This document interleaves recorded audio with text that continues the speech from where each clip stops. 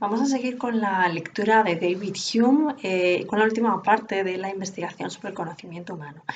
En el anterior vídeo os decía que os iba a leer un ejemplo célebre de los muchos que aparecen en esta obra, pero uno muy paradigmático que habla acerca de si va a salir el sol o no va a salir el sol al día siguiente. Nos dice así Hume. Que el sol no saldrá mañana no es una proposición menos inteligible ni implica mayor contradicción que la afirmación saldrá mañana. En vano, pues, intentaríamos demostrar su falsedad. Si fuera demostrativamente falsa, implicaría una contradicción y jamás podría ser concebida distintamente por la mente. Bien, así que es posible que el sol no salga mañana, que no amanezca, que no vuelva a salir nunca, ¿no?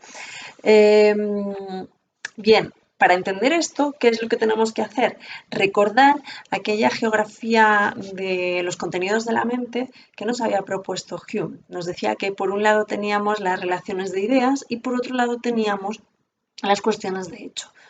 En las relaciones de ideas se progresa, por así decirlo, a través de ellas, a través del razonamiento, ¿no? Se argumenta a través del razonamiento. Unas nos llevan a otras. Pero en las cuestiones de hecho, el razonamiento no tiene cabida, sino solamente la experiencia y el hábito. Todas las cuestiones de hecho están relacionadas a través de esos principios de asociación de los contenidos de la mente que veíamos al principio de la obra, que eran la relación de causa-efecto, la relación de continuidad espacio-temporal y la relación de semejanza. Bien, tengamos esto en mente para seguir la lectura de la última parte de la obra. Voy a ir sección por sección comentándoos cuáles son las ideas principales de cada una de ellas. Pero, en general, si tuviéramos que hacer un resumen de esta última parte de la obra, ¿qué es lo que realiza aquí en estas últimas páginas de David Hume? Bueno, pues él lo que hace es ahondar en qué significa la relación causa-efecto. Acerca de esto sí que me gustaría puntualizar algunas cosas. Hume no dice que la relación causa-efecto no exista. Esto sería ir en contra del principio de la filosofía que hemos visto en la primera sección, que nos dice que tenemos que hacer una filosofía que sea válida para la vida cotidiana. Bien, en la vida cotidiana la relación causa-efecto funciona. Y él lo que nos está diciendo es, claro que funciona. Lo que tenemos que ver es por qué funciona y cómo funciona. Y lo que nos dice es que cuando establecemos una relación causa-efecto, cuando tenemos dos acontecimientos y los unimos, pero en realidad no podemos suponer que conozcamos, en primer lugar, las características de estos acontecimientos que los unan, ni ese vínculo que existe, ese fino hilo que existe entre un acontecimiento y el otro acontecimiento. Simplemente es nuestra imaginación la que establece un vínculo a través, esto es muy importante, de la experiencia repetida que se convierte en hábito o costumbre. Acerca de esto, él habla de un secreto poder. Ese secreto poder en estas páginas significa eso, que no conocemos ese hilo que tira entre un acontecimiento y otro. No sabemos por qué están unidos. Sabemos que están unidos simplemente por la costumbre, pero por nada más, ¿no? De ahí que repita en varias ocasiones y vuelve a aparecer en las últimas secciones de la obra, aparece ese comentario, ¿no? De si alguien viniera que no tiene experiencia de nada, por ver un acontecimiento la primera vez no podemos saber cuáles son sus efectos. Adán no podía saber que se va a ahogar en el agua, la primera vez que vemos el fuego no sabemos que la llama quema, por eso decimos que aprendemos de la experiencia. Bueno, por una vez que veamos, ¿no?, un acontecimiento, por mucho que estudiemos cuáles son sus características, no vamos a saber, es lo que nos dice, cuáles van a ser sus efectos. Esto, bueno, en un primer momento nos puede parecer ciertamente intuitivo, o sea, muy, muy claro, pero vaya, podríamos debatir, ¿no?, acerca de esto, si realmente por no conocer algo no conocemos cuáles son sus efectos. Si de meramente conocer cuáles son sus características no podemos determinar cuáles son sus efectos. Como os decía, a mí Hume me parece un autor muy relevante y muy atractivo para empezar a realizar lecturas filosóficas, ¿no? Él nos introduce en temas recurrentes, podríamos decir, como él nos decía, que aparecen en la vida cotidiana y que nos hace ir más allá, ¿no? Investigar por qué funcionan así, de hecho. Y además, bueno, nos habla de algún otro autor, pero no muchos, no son referencias que nos imposibiliten la marcha de la lectura y por eso, bueno, creo que es un autor bastante atractivo para seguir leyendo filosofía. Este comentario, digamos, entre paréntesis, y ahora sigo, os decía, ¿qué es lo que dice Hume en esta última sección? Profundiza en esta relación causa y efecto y hace una cosa muy importante en su obra, que es vincular esta exposición de la causa y el efecto que él nos propone con su visión de la divinidad, ¿no? Y de aquí su escepticismo también a la hora de considerar qué podemos decir y qué no podemos decir acerca de Dios, ¿no? Y la crítica que él hace a la filosofía anterior cuando intenta mostrar características de una divinidad que al final dice son producto de meramente nuestra imaginación. Bien, esto es lo que hace en esta última parte y además, bueno, el libro termina con una apología del escepticismo, pero del escepticismo moderado. Dice que nos permita seguir viviendo, ¿no? Un escepticismo que nos lleve a plantearnos que podemos dudar de absolutamente todo y entonces nos aboque a la inacción absoluta en nuestra vida cotidiana, ¿no? Podríamos decir, al final lo que está haciendo Hume es precisamente eso, salvar la vida cotidiana, ver cómo podemos vivir mejor en esa vida cotidiana, pero haciéndonos ciertas preguntas, ¿no? Que al final van a redundar en el bien para esa vida cotidiana, podríamos decir incluso gracias a la búsqueda de la felicidad, pero esto está ya más dentro del ámbito de la moral. Bueno, pues, ¿qué tenemos en la sección quinta, que es por donde nos habíamos quedado? La sección quinta lleva por título Solución escéptica a estas dudas. Y un momento que voy a buscar mi guión.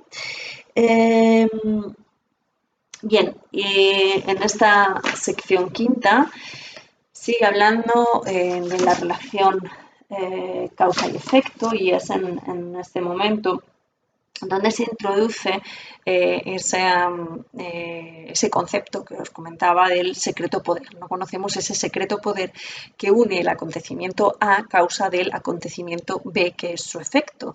Simplemente lo que estamos acostumbrados es saber que continuamente uno sigue al otro, pero no sabemos por qué. Realmente no sabemos por qué se da esa continuidad, por qué aparecen siempre unidos. Lo único que tenemos es, nos dice, el principio de la costumbre o el hábito, pues siempre que la repetición de un acto u operación particular produce una propensión a renovar el mismo acto u operación, sin estar impelido por ningún razonamiento o proceso del entendimiento, decimos siempre que esta propensión es el efecto de la costumbre. Tal vez no haya elegido la mejor cita para mostrar que es un autor con el que podamos empezar de una forma amable a leer filosofía, ¿no? Un tanto enrevesada, pero bueno, lo que nos está diciendo es sencillamente que es a través del hábito de la repetición que conocemos esa relación, que se establece esa relación entre la causa y el efecto. Esto nos dice, es un principio de la naturaleza humana, ¿no? Que se establece, ¿no? que necesita esa naturaleza humana, que requiere del hábito y de la costumbre, podríamos decir incluso para poder seguir viviendo. Bien, en la parte segunda de la sección quinta hay una pregunta muy interesante, que es la siguiente. ¿En qué consiste la diferencia entre la ficción y la creencia? Bien, ¿por qué nos hace Hume esta pregunta? Pues nos lo hace por lo siguiente. Cuando pensamos en el futuro, proyectamos en el futuro aquellas relaciones que hemos visto se repiten continuamente, se han repetido en el pasado o se repiten en el presente, podríamos decir. Pero esa proyección al futuro realmente la hace nuestra imaginación. ¿Y cuál es el problema? Bueno, el problema es que esa misma imaginación es la que se puede transformar en fantasía. Así que, bueno, aquí tenemos que tener un poco de cuidado en torno a la palabra imaginación, cómo la utiliza Hume. Para Hume podríamos decir entonces, dándole un poco la vuelta, ¿no?, a lo que acabo de decir, que la imaginación es la facultad de la cual podemos extraer dos diferentes resultados. O bien podemos hacer proyecciones de causas que sabemos se van a dar en el futuro, que es muy probable, y luego vamos a hablar de la probabilidad, es muy probable que se den, o bien podemos imaginar relacionar causas que sabemos que no se van a dar, entonces creer en ficciones, no, perdón, crear ficciones, ¿no? Unas son creencias, creemos que algo va a suceder porque ha sucedido siempre así, y las otras son creaciones de nuestra imaginación. Bien, ¿cuál es la diferencia entre la ficción y la creencia si ambas son producto de nuestra imaginación? Bueno, pues fijaos, Hume ya nos ha dado la respuesta a esto. Nos ha dado la respuesta al principio, ¿no? Cuando nos decía, en realidad toda idea tiene que tener una sensación adecuada. Bueno, pues, ¿cuál es la diferencia? Una sensación, ¿no? Es un producto de nuestra sensibilidad, pero evidentemente que no se nos da a los 5 sentidos. Fijaos, lo dice así: se sigue, por tanto, que la diferencia entre ficción y creencia reside en algún sentimiento o sensación que se añade a la última, a la creencia, no a la primera, y que no depende de la voluntad ni puede manipularse a placer. Esto sería la ficción. La ficción sí puede manipularse a voluntad y a placer, pero no la creencia. Ha de ser suscitado por la naturaleza como todos los demás sentimientos y ha de surgir de una situación particular. Bien, ha de ser suscitado por la naturaleza. ¿Cómo? Bien, también os lo ha dicho ya, es que la naturaleza del ser humano funciona a través de la costumbre, a través del hábito. Precisamente ese hábito es el que nos da el que provoca un sentimiento, una sensación de que algo va a seguir sucediendo así, ¿no? Podríamos decir que somos animales de costumbres.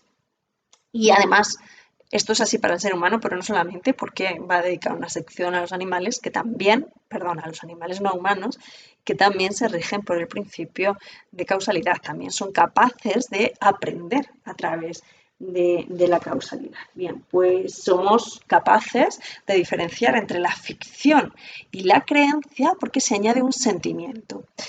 Digo, pues, que la creencia no es sino una imagen más vívida, intensa, vigorosa, firme y segura de un objeto que aquella que la imaginación por sí sola es capaz de alcanzar.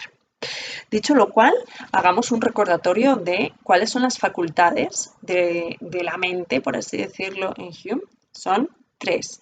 La sensibilidad, que nos ofrece la experiencia presente, la sensibilidad, ¿no?, que nos ofrece las formas de los objetos presentes, la memoria de los objetos del pasado, ¿no?, es un recuerdo de la sensibilidad del pasado, y la imaginación. Y el juego de estas 3 facultades ese juego es el que nos permite, por ejemplo, proyectar, tener hábito, formar la costumbre, e incluso ir relacionando e ir aplicando, podríamos decir, esos 3 principios que teníamos de asociación entre los contenidos de la mente. Bien, pues tenemos, por lo tanto, por un lado, ideas del juicio y por otro lado tenemos ficciones de la imaginación. Y estas se distinguen sencillamente por un sentimiento de vividez, intensidad, que nos ofrece esa creencia.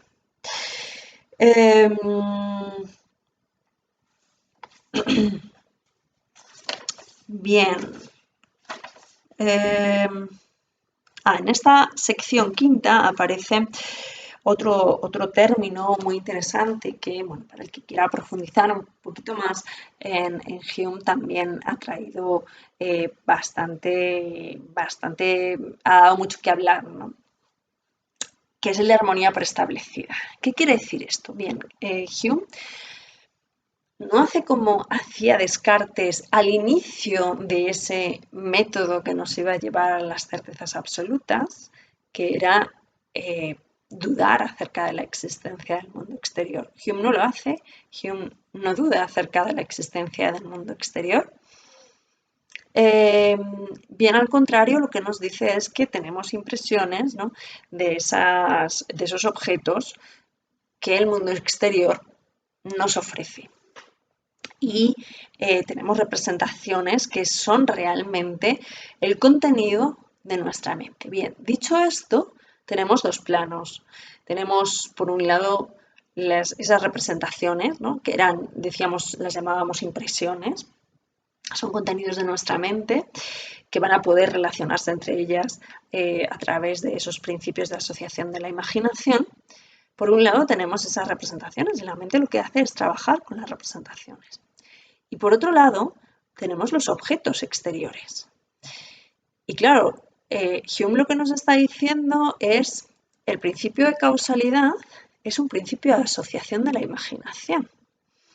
Pero resulta que ese principio de asociación de la imaginación, que lo que hace es vincular unas ideas con otras y que además es capaz de proyectar y de decirnos cómo va a suceder, cómo se van a suceder las relaciones causa-efecto en el futuro. Y es que además funciona, porque la ciencia funciona proyectando relaciones de causalidad en el futuro, pues es que coincide con lo que pasa entre los objetos externos a nuestras representaciones. Y entonces Hume tiene que introducir este concepto de la armonía preestablecida entre el contenido de la mente y ese contenido externo de la realidad. Como os podéis imaginar, esto pues, ha traído consigo muchos problemas, ¿no? Problemas a la hora de decir, bueno, por aquí hace un poco, hace aguas el sistema de Hume. ¿Quién ha establecido esta armonía preestablecida? Como vais a ver, esto es un problema por su concepción de la divinidad, que bueno, la divinidad sencillamente para Hume no tiene lugar dentro de un conocimiento racional filosófico. Acerca de la armonía preestablecida, dice, aquí hay pues una especie de armonía preestablecida entre el curso de la naturaleza y la sucesión de nuestras ideas, y aunque los poderes y las fuerzas por los que la primera es gobernada, la naturaleza, nos son totalmente desconocidos, de todas formas encontramos que nuestros pensamientos y representaciones han seguido la misma secuencia que las demás obras de la naturaleza. Bueno, concepto muy interesante y, como veis, muy problemático. Yo solamente os quiero presentar el texto y sus ideas más importantes. Sección sexta de la probabilidad. Bueno, pues aquí nos habla sencillamente, vuelvo a mi guión, que no me pierda, nos da una serie de, casi podríamos decir, definición de qué es la probabilidad para él y nos dice que, bueno, que en realidad la relación causa y efecto pues muchas veces se establece a través de una probabilidad que a veces no sabemos 100% que un efecto va a suceder, pero bueno, que cuantas más veces ha sucedido, pues más firme es la creencia en que va a volver a suceder y que sin embargo cuando la probabilidad es muy pequeña eso nos lleva a hablar del azar, pero esto es muy curioso, lo que nos dice es que en realidad el azar no existe, sino que lo que existen son causas desconocidas que al desconocerlas, pues no sabemos cuál va a ser el resultado que provoque. Y por eso habla de algo que parecen causas secretas. ¿De acuerdo? Dice, es cierto que cuando cualquier causa deja de producir su efecto usual, los filósofos no atribuyen esto a una irregularidad de la naturaleza, sino que suponen que algunas causas secretas existentes en la singular estructura de los componentes han impedido esta operación. Sin embargo, nuestros razonamientos y conclusiones acerca del acontecimiento son los mismos que si este principio no existiera. Al estar determinados por costumbre a trasladar el pasado al futuro en todas nuestras inferencias, cuando el pasado ha sido absolutamente regular y uniforme, esperamos el acontecimiento con la máxima seguridad. Bueno, son 4 páginas que nos hablan acerca del concepto de probabilidad.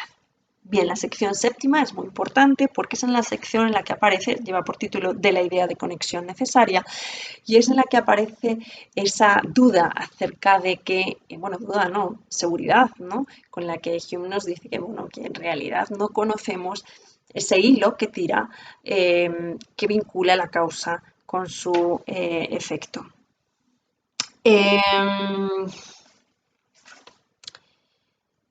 Bien, comienza este capítulo séptimo, esta sección séptima. Aquí estoy. Estableciendo una diferencia entre las ciencias matemáticas y las ciencias morales, precisamente porque las ciencias matemáticas se basan en ese razonamiento, que establecen relaciones de ideas, como antes os comentaba, mientras que las ciencias morales nos dice son más oscuras, son más ambiguas, y nos dice muchas veces se han perdido, han conocido y conocemos todavía discusiones filosóficas que se basan simplemente en no haber aclarado de una forma correcta los términos sobre los que están hablando. Y hace una cosa muy interesante Hume, que es decir, bueno, vamos a ver cuáles son los términos más problemáticos de esas, él lo llama ciencias morales, y nos dice algunos de estos términos problemáticos son y realmente, bueno, son términos realmente muy problemáticos, fijaos, no solamente en las ciencias morales, sino podríamos decir en la época en la que vive Hume, en la física sobre todo, ¿no? Poder, fuerza, energía, conexión necesaria. ¿Cuál es la definición exacta de estos términos? Y en física podríamos decir que se intentó dar una definición adecuada, pero en filosofía la verdad es que no le falta a Hume razón al decir que muchas veces lo que se hace es luchar entre filósofos sin haber definido claramente cuáles son los términos, cómo están usando cada uno de ellos los términos.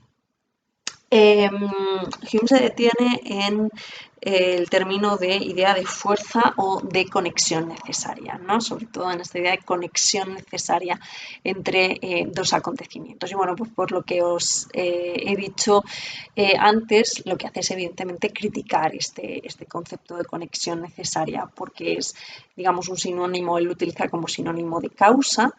La causa como aquella conexión que se establece de forma necesaria entre dos objetos, entre dos acontecimientos, pero lo que está criticando Hume es sobre todo la idea de necesidad. Esa necesidad no es sino derivada del hábito o de la costumbre.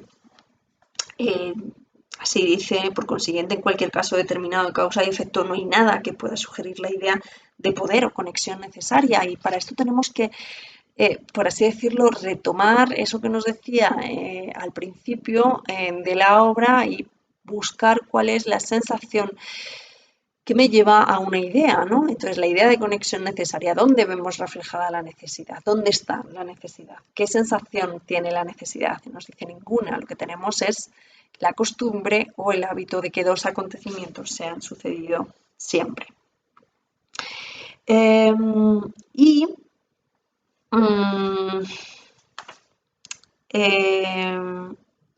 Aquí en esta sección le da un giro a esta relación causa y efecto, le da un giro muy interesante, porque hasta ahora habíamos estado hablando de la relación causa y efecto entre las bolas de billar, si va a salir o no va a salir el sol al día siguiente, si el fuego quema, si en el agua nos ahogamos. Pero ahora se introduce el tema de la voluntad o el tema de la relación entre mente y cuerpo. Y aquí es más problemático, ¿no? Más problemático, pero yo diría, bueno, Hume consigue hacer encajar, ¿no?, su teoría con su concepción de la relación entre cuerpo y mente, alma y cuerpo. Porque la relación tiene que ser igual a la relación de los objetos externos, ni más ni menos, es exactamente la misma. Y nos dice así, Fijaos, vuelve a aparecer en Hume, sigo en la sección séptimas, vuelve a aparecer en Hume algo que ha aparecido ya, comentabais creo que en los foros en Leibniz, ¿no? El escenario, la realidad como un escenario. Os leo, Hume dice, el escenario del universo está continuamente cambiando y un objeto sigue a otro en sucesión ininterrumpida, pero se nos oculta absolutamente el poder o la fuerza que mueve toda la máquina y jamás se revela en ninguna de las cualidades sensibles del cuerpo. Es, por tanto, imposible que la idea de poder pueda derivarse de la contemplación de cuerpos en momentos aislados de su actividad. Veamos si esta idea se deriva de la reflexión sobre las operaciones de nuestra mente y puede copiarse de alguna impresión interna. Al final, fijaos, lo que nos está diciendo Hume es, vaya, lo que estamos haciendo es partimos en realidad de una cierta reflexión acerca de cómo funciona la relación mente-cuerpo para reflejarla en la relación que se da entre los objetos externos a nosotras. Veamos si esta idea se deriva de la reflexión sobre las operaciones de nuestra mente y puede copiarse de alguna impresión interna. Puede decirse que en todo momento somos conscientes de un poder interno cuando sentimos que por el mero mandato de nuestra voluntad podemos mover los órganos de nuestro cuerpo o dirigir las facultades de nuestra mente. Y sin embargo, esto para Hume es problemático, porque claro, si decimos, bueno, ya está, la idea de causalidad, pues es que la idea de causalidad de que una bola de billar pone en movimiento otra bola de billar es simplemente un reflejo de cómo funciona nuestra voluntad sobre nuestro cuerpo. Y como sabemos que nuestra voluntad causa movimientos en nuestro cuerpo, pues de la misma forma lo hace el resto de los cuerpos sobre otros.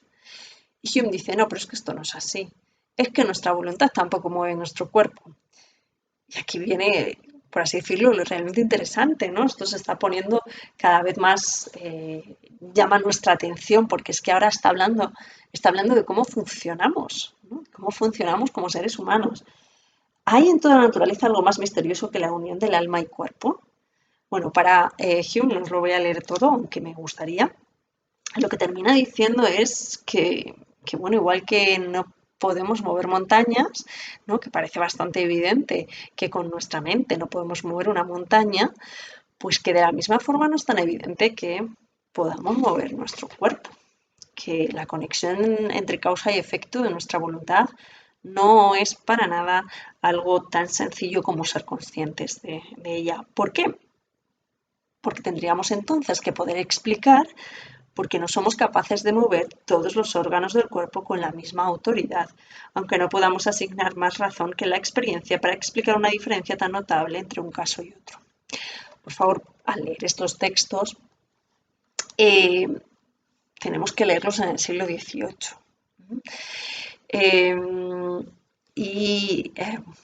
Bueno, ponerle objeciones, hacerle objeciones, pero por así decirlo, también desde la benevolencia del cambio del contexto.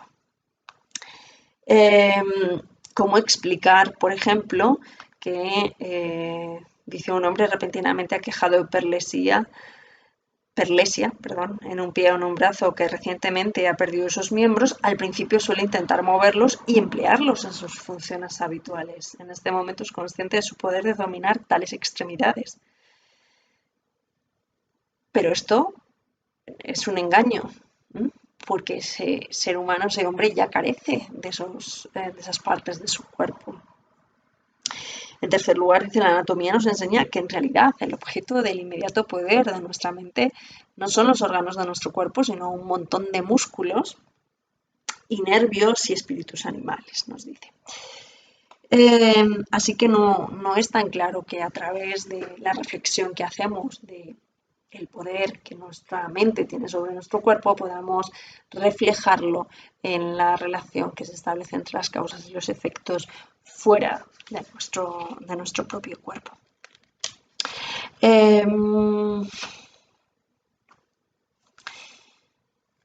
Además, nos vuelve a decir el autodominio de la mente es limitado.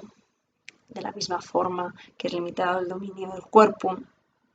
Y además este autodominio varía en los diferentes momentos. Os recomiendo sencillamente que os leáis este capítulo séptimo porque es, yo creo, donde está la mayor enjundia filosófica de esta obra y las mayores dificultades. Bueno, en esta sección séptima se introduce un tema que antes os decía da mucho juego en la filosofía de Hume, que es el tema de la divinidad. Acerca del tema de la divinidad, Hume tiene otro libro, que son los diálogos de la religión natural, en el que trata más detenidamente el tema de qué es lo que podemos decir de Dios y qué pasa cuando atribuimos a Dios la causalidad, como normalmente se ha hecho a lo largo de la historia del pensamiento.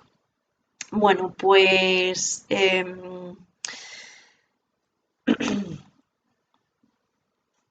cuando habla de Dios, digamos que Hume os podría detenerme en algunos detalles, pero bueno, para daros las notas más importantes, deciros que para Hume Dios está fuera de los límites de nuestra capacidad de comprensión y que por tanto no podemos establecer los mismos, no podemos utilizar la misma forma de razonar cuando hablamos de las acciones de la divinidad que cuando hablamos de las acciones del ser humano, porque es desproporcionado, sencillamente.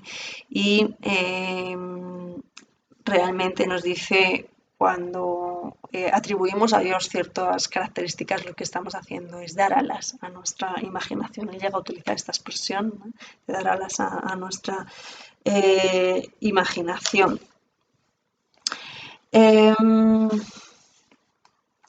¿Qué es lo que entonces conocemos cuando estamos hablando de la relación de conexión necesaria? Fijaos, al final lo que nos está diciendo es que teníamos que aclarar este concepto de conexión necesaria, y lo que tenemos es que es un concepto que realmente no es muy adecuado porque no es necesario. No reconocemos necesidad en la conexión. De hecho, nos dice, no vemos ni siquiera la conjunción, sino que perdón, no sé si lo he dicho al revés, nos dice lo que vemos son acontecimientos que aparecen conjuntados pero no conectados, es decir, no hay una idea de conexión necesaria, primero porque no hay necesidad, pero es que además no están conectados. Los acontecimientos simplemente están conjuntados, uno va detrás de otro, sin una relación entre los mismos. Bien, pasemos a la sección octava. En la sección octava de la libertad y de la necesidad introduce Hume un tema muy interesante. En la sección séptima, os he dicho, empezamos a hablar de la relación de la causalidad, pero ahora referida al ser humano. Bueno, pues en la sección 8 pues evidentemente va a tener que hablar de la libertad. Bueno, entonces, ¿qué, somos libres o no somos libres? Y resulta que funcionamos por la causalidad, igual que el resto de la naturaleza. Bueno, pues nos vuelve a decir, vamos a aclarar los términos, vamos a definir.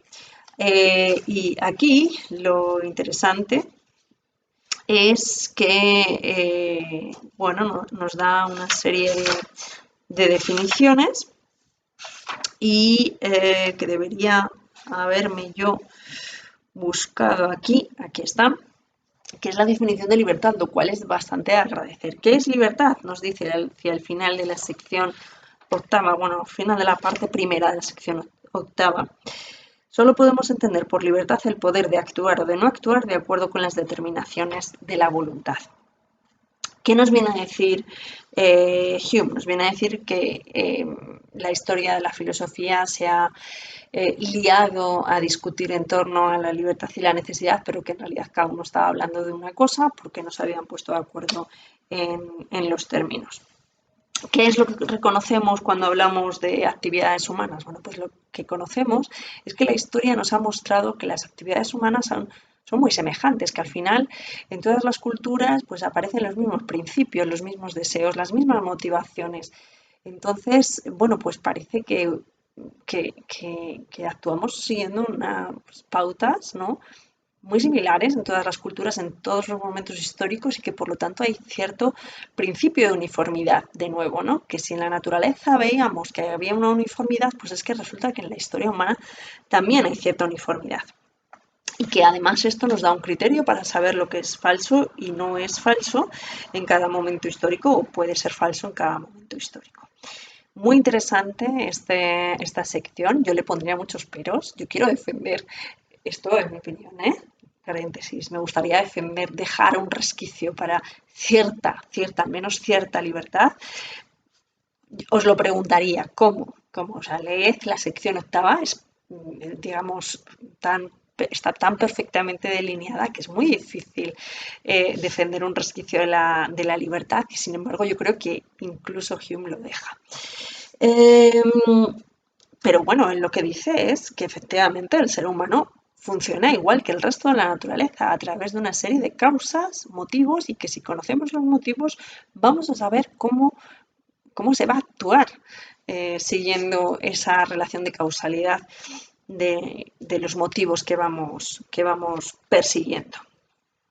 Eh, bueno, con esto, por así decirlo, os voy a resumir la sección octava para no alargar demasiado esta introducción a la obra de Hume. Vuelve de nuevo a introducir el tema de la divinidad en relación precisamente con la maldad, ¿no? Si el ser humano es malo porque Dios lo ha querido o porque ¿cómo ha solucionado esto la filosofía? Al final, fijaos lo que dice.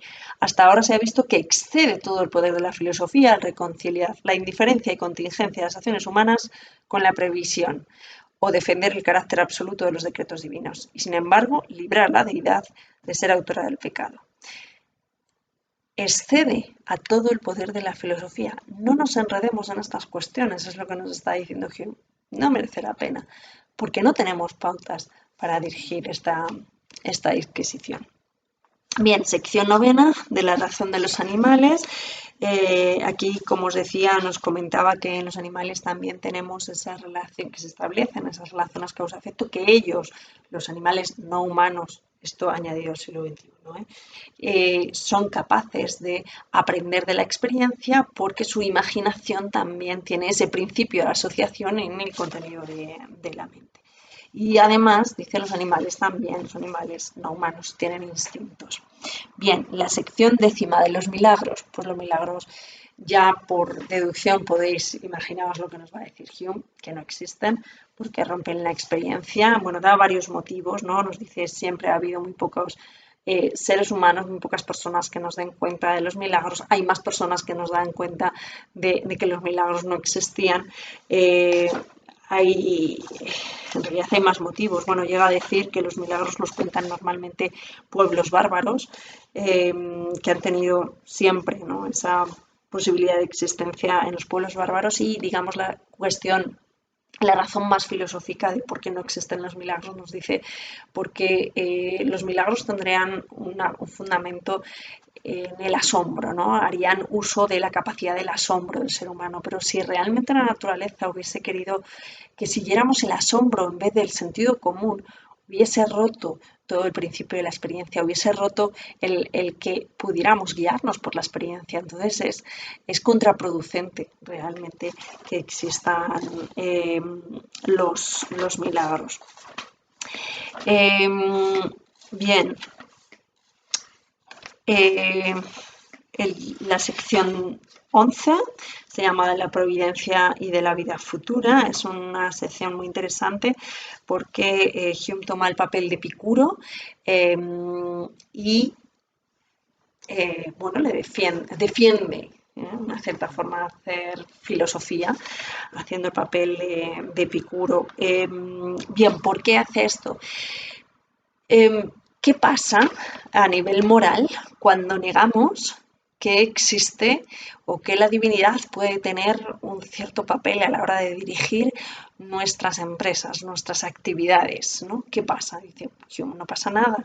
No, yo no soy un amoralista, esta filosofía no lleva al pecado ni al, bueno, el pecado quedaría recluido, no quedaría fuera del ámbito de la moral. No, pero seguir esta filosofía no nos hace peores, no nos hace peores personas, sino al contrario.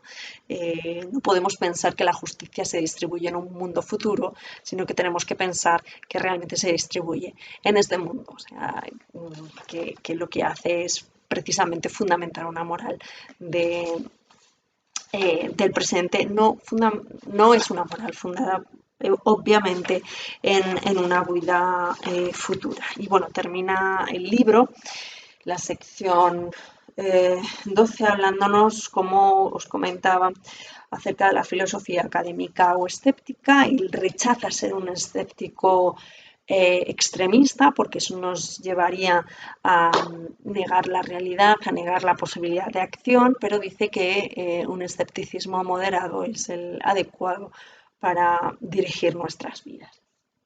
Bueno, con esto más o menos hemos recorrido las ideas principales de la investigación sobre el conocimiento humano. No me queda más que invitaros a la lectura. Como os decía, vuelvo a repetirlo, creo que Hume es un autor muy interesante para leer esta obra de investigación del conocimiento humano, que es una obra filosófica en la que se han basado muchos autores. Vamos a pasar inmediatamente a Kant.